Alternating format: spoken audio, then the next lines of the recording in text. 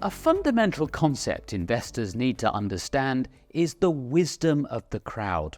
It was developed by an English statistician called Sir Francis Galton and based on a competition he observed at a livestock fair in 1906.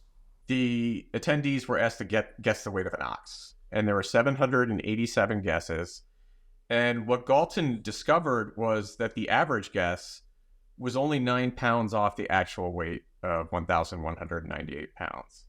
Furthermore, he observed that more than 90% of the individual guesses were worse than the average. And the principle here is that when there's an uncertain value and people have access to the same information, the error of their guesses kind of above and below the value tend to cancel out. And the average guess is going to be better than the majority of individual guesses. The stock market is an excellent example of the wisdom of the crowd in action.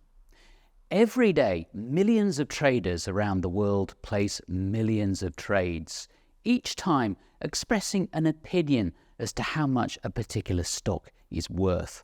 So the market is like a giant supercomputer and therefore very hard to beat. This is why it's just so hard for investors to benefit from securities analysis. Once insider information and market manipulation were outlawed in the 1930s with the Securities Exchange Act of 1934 in the United States, essentially the playing field for information became fair.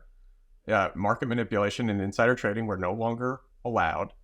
And then the wisdom of crowds prevented outperformance by almost everybody, and it's been that way ever since.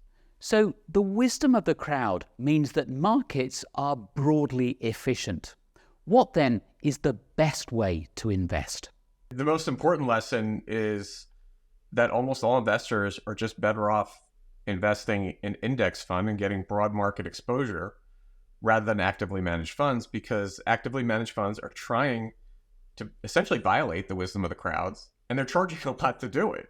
So, despite claims by advisors, by consultants, this is the best approach. Spending your time, which is often more valuable than money, on constantly hiring and firing active managers, constantly tweaking asset allocation based on what's happening in the moment, it's just not adding value, and it's a waste of time. Occasionally, markets do get things wrong, and that's why we have bubbles, for example. The problem is, bubbles are extremely hard to identify while they're actually occurring. So, although they aren't always perfect, current market prices are the most accurate guide investors have as to how much assets are worth.